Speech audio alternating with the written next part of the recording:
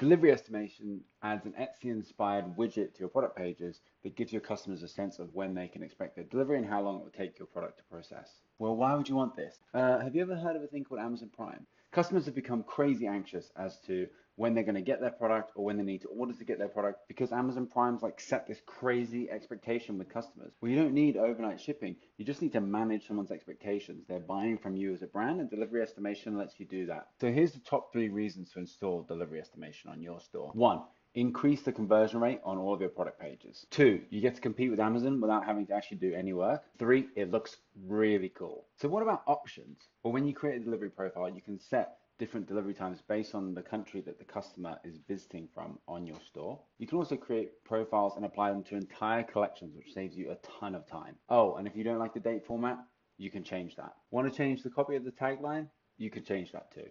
Finally, we're always open to feedback and we're constantly working on new features that our users have requested. So please do reach out. We'd love to talk to you if you are looking for something special.